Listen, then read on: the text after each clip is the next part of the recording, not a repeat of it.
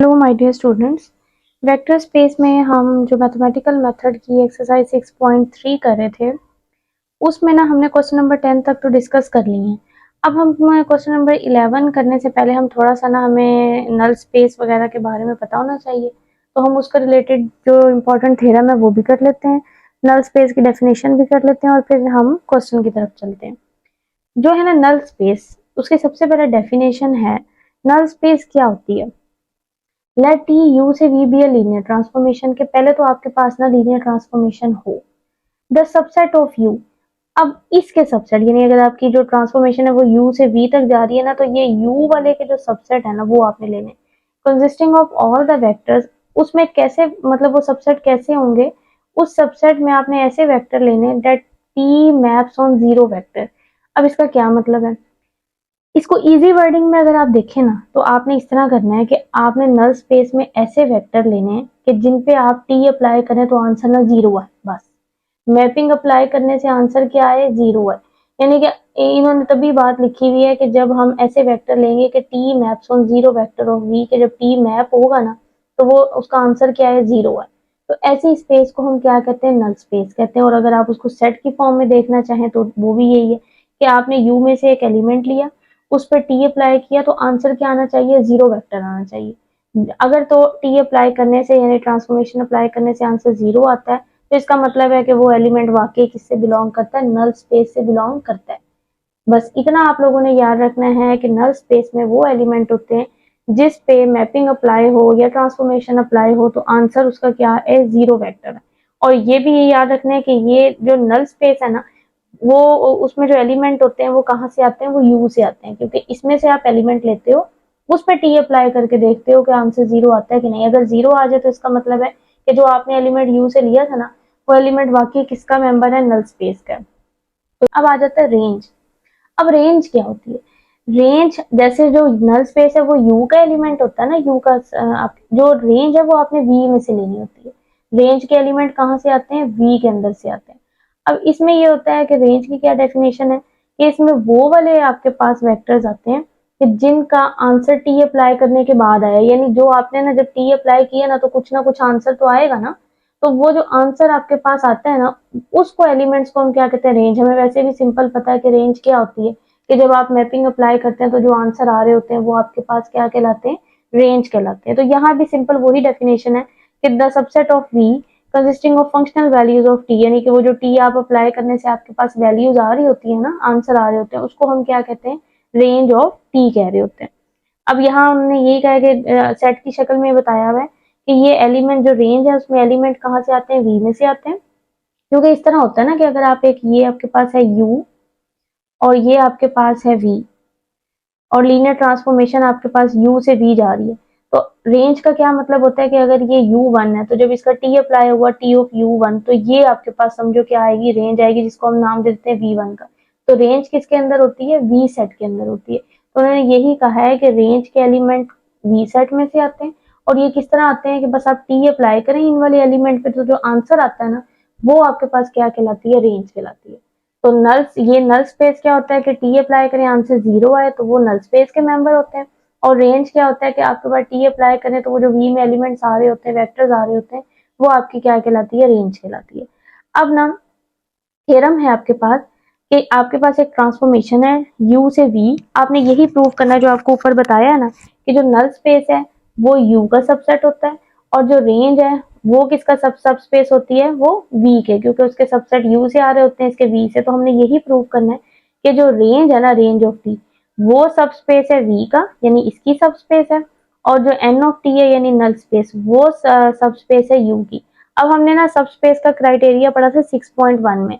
और इसमें भी हमने पढ़ा ही हुआ है कि सब स्पेस अगर हमने किसी चीज को प्रूव करना होता था तो हम क्या करते थे कि दो वेक्टर्स अगर हैं, दो वेक्टर ले लेते थे उसी स्पेस में से जिसको प्रूव करना है सब स्पेस, फिर दो ही स्केलर लेट कर लेते थे।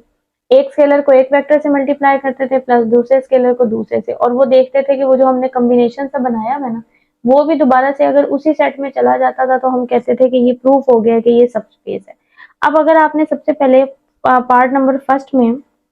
हमने प्रूव करना था कि जो रेंज ऑफ टी है ना वो सब स्पेस है वी का, तो हमने फिर रेंज ऑफ टी को अगर सब स्पेस प्रूव करना है तो रेंज ऑफ टी में से आपने दो वेक्टर ले लेने। अब पहले तो आप रेंज ऑफ टी को डिफाइन भी कर लें कि रेंज ऑफ टी कैसा सेट होता है कि इसमें सारे एलिमेंट कैपिटल वी से आ रहे होते हैं। और कैसे आते हैं, ये ऊपर वही there exist T of U is equal to U, तो ये कैसे एलिमेंट होते हैं कि लाजमी एक यू एग्जिस्ट करता है कि जिसपे मैपिंग लगाएं तो आपके पास आंसर भी आता है, मतलब वही मैपिंग लगाने से जो आंसर आ रहे होते हैं ना वो रेंज के एलिमेंट होते हैं। ये सिर्फ हमने इसकी सेट इसका बना के लिख दिया। अब अगर आपने इसको सबस्पेस प्रूव करना था तो आपने इसमें से लेने थे दो वेक्टर, एक ले लिया v1, एक ले लिया v2, रेंज ऑफ टी में से। अब ये एलिमेंट अगर आपने रेंज में से लिए तो रेंज की डेफिनेशन ये होती है कि ये एलिमेंट कैसे आते हैं, जब इस पर टी अप्लाई हुआ होता है। रेंज का सिर्फ आपको ये बताया कि रेंज के एलिमेंट किस तरह के आते हैं कि जब उस पर ट्रांसफॉर्मेशन अप्लाई होती है ना तो जो आंसर आता है वो हम उसको रेंज कहते हैं। तो इसका मतलब है ये v1 v2 अगर आपने रेंज में से लिए तो v1 कब आया होगा, जब किसी u के एलिमेंट पे t अप्लाई हुआ होगा तो जो आंसर आया होगा उसको हमने v1 का नाम, जैसे यहाँ हमने नहीं किया कि u1 पे जब हमने ट्रांसफॉर्मेशन t अप्लाई की है तो उसका आंसर कोई आया होगा उसको हमने v1 का नाम दे दिया था। इसी तरह कोई u2 होगा जिस पर ट्रांसफॉर्मेशन अप्लाई हुई थी तो t ऑफ u2 आया होगा, उसको हमने v2 का नाम दे दिया था। यही बात हम ये वाली इधर कर रहे हैं कि अगर v1 v2 हमने रेंज में से लिया तो इसके पीछे लाजमी u1 u2 कैपिटल U से बिलोंग करता होगा। उस पे टी ऑफ u1 जब अप्लाई किया था तो आंसर आया, फिर उसको हमने v1 का नाम दे दिया होगा। और टी जब u2 पे टी अप्लाई हुआ होगा तो एक और रेंज का एलिमेंट आया होगा जिसको हमने किसका नाम दे दिया था, v2 का। ये जस्ट हमने सेट की डेफिनेशन का इस्तेमाल किया, रेंज की जो सेट की डेफिनेशन है ना उसका सिर्फ इस्तेमाल किया। अब आपने प्रूव करना था कि ये सबस्पेस है, तो सबस्पेस के लिए आपको जैसे बताया है कि दो आपने फिर क्या ले लेने होते हैं, स्केलर ले लेने होते हैं और ये आपने कम्बिनेशन बना लेना होता है। अब ये वाला कम्बिनेशन बना के अगर तो ये दोबारा उसी सेट में चला जाए, यानी रेंज अगर हम रेंज के लिए प्रूव कर रहे हैं तो रेंज ऑफ टी में चला गया तो हम कहेंगे कि वो प्रूफ हो गया कि वो सबस्पेस है। अब यहाँ ना ये आपने फील्ड में से ले लिए। अब ये वाला कॉम्बिनेशन जो है ना, अगर ये कि हमने ये एलिमेंट लिए थे, ये u1 u2 कहाँ से लिए थे, कैपिटल U में से, तो अगर हम इसको दो स्केलर के साथ मल्टीप्लाई करवाएं भी तो वो भी दोबारा से किस में जाएंगे, U में ही जाएंगे। वो तो हमें पता है कि अगर दो एलिमेंट U से लिए हैं तो उसको बेशक स्केलर से मल्टीप्लाई करके ऐड कर देना तो वो भी U में जाएंगे, क्योंकि U तो अकेली तो वेक्टर स्पेस है। लेकिन हमने ये नहीं प्रूव करना कि वो U में जाए, हमने तो प्रूव करना है कि ये वाला कॉम्बिनेशन कि एक स्केलर को v1 से मल्टीप्लाई करें प्लस दूसरे स्केलर को v2 से मल्टीप्लाई कराएं, ऐड करें तो वो दोबारा से r ऑफ t में जाए, तो फिर प्रूफ होगा कि r ऑफ t क्या है, सबस्पेस है। तो अब हम यही वाला कॉम्बिनेशन लेके चलते हैं कि a v1 plus b v1, जिसको हमने प्रूफ करना है कि ये वाला कॉम्बिनेशन रेंज ऑफ t में जाए। अब हम इसको लेके चलते हैं, देखिए यहाँ v1 की वैल्यू पुट कर दें, v1 की वैल्यू क्या है, t ऑफ u1,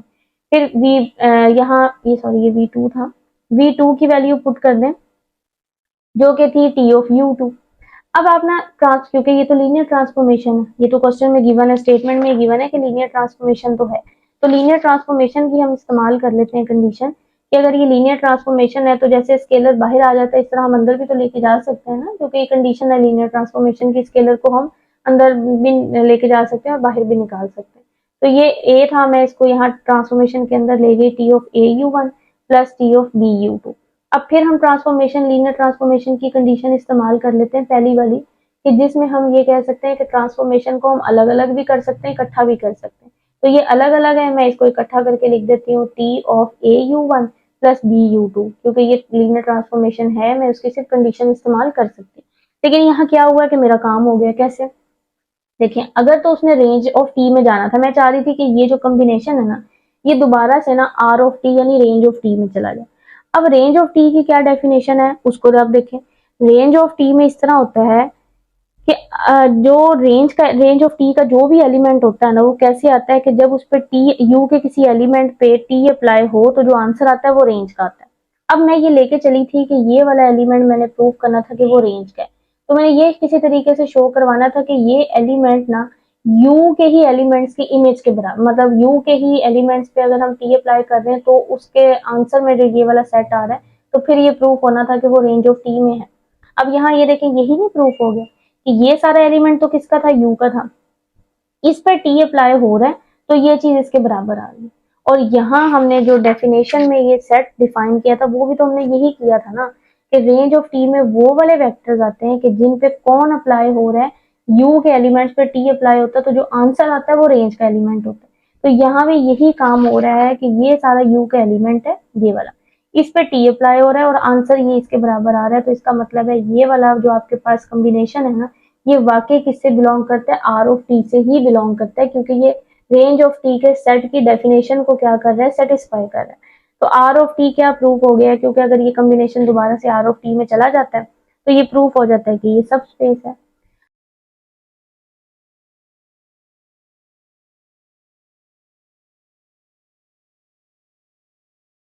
अब हमने ये प्रूफ करना है कि N of T is a subspace of you. अच्छा, ये सबसे पहले फिर हम इस तरह करते हैं कि जो एन ऑफ टी है उसके सेट को हम डिफ़ाइन कर देते हैं कि यहाँ इस तरह के एलिमेंट होते हैं कि कैपिटल यू से बिलोंग करते हैं, उन पे टी अप्लाई हो तो आंसर आपके पास किसके बराबर आना चाहिए, ज़ीरो के बराबर आना चाहिए। हमने इसको सब स्पेस प्रूव करना था, आपने दो इसमें से ले लिए वेक्टर, एक यू और एक वी एन ऑफ टी में से, ठीक है। अब क्योंकि ये एन ऑफ टी में से लिए हैं तो फिर यू पे भी अगर टी अप्लाई हो तो ज़ीरो, वी पे भी टी अप्लाई हो तो ज़ीरो। अब सब स्पेस प्रूव करना है तो आपने इसमें से ले लिए दो स्केलर और ये कम्बिनेशन, ये जो कम्बिनेशन है ना ये यू में जाएगा, क्योंकि जो कैपिटल यू है उसमें से ही हमने यू लिया है और वी लिया है, तो हम उसको स्केलर से मल्टीप्लाई करवाएंगे भी तो वो यू में ही जाएगा। हमने तो ये प्रूव करना था कि नल ऑफ टी भी हमारे पास क्या है, सब स्पेस है। अब नल और टी को अगर आपने सब स्पेस प्रूव करना था तो वो कैसे हो सकता है कि आप उस पर टी अप्लाई करें तो आंसर ज़ीरो आना चाहिए। तो हमने इस तरह करते हैं कि इस कम्बिनेशन पे ना हम टी अप्लाई करके देखते हैं कि आंसर ज़ीरो आता है कि नहीं आता। अगर तो ज़ीरो आ गया तो इसका मतलब है कि नल स्पेस हमारे पास प्रूव हो जाएगा कि ये जो कम्बिनेशन है ये वाकई नल स्पेस से ही बिलोंग करता है। हमने इस पर टी अप्लाई करना है। अब हम इस्तेमाल कर देते हैं ट्रांसफॉर्मेशन, क्योंकि ये गिवन है कि ये लीनियर ट्रांसफॉर्मेशन है और लीनियर ट्रांसफॉर्मेशन की कंडीशन होती है कि उसमें से स्केलर बाहर भी हो जाते हैं और वो अलग अलग भी हो सकता है। तो हमने इस स्केलर को बाहर ले लिया और लीनियर ट्रांसफॉर्मेशन को अलग अलग भी कर लिया। अब यहाँ देखें हम इस्तेमाल कर लेते हैं ऊपर अपने पास जो हमारे पास कंडीशन है उसको, कि जो टी ऑफ यू है वो भी ज़ीरो के बराबर है, टी ऑफ वी वो भी ज़ीरो के बराबर है, तो zero plus zero is equal to zero. तो हमने टी अप्लाई किया था इस कम्बिनेशन पे, आंसर हमारा ज़ीरो के बराबर आ गया। इसका मतलब है ये वाकई जो है, जो ये कम्बिनेशन हमने बनाया था ये किससे बिलोंग करता है, एन ऑफ टी से बिलोंग करता है। Hence N of T is a subspace of you.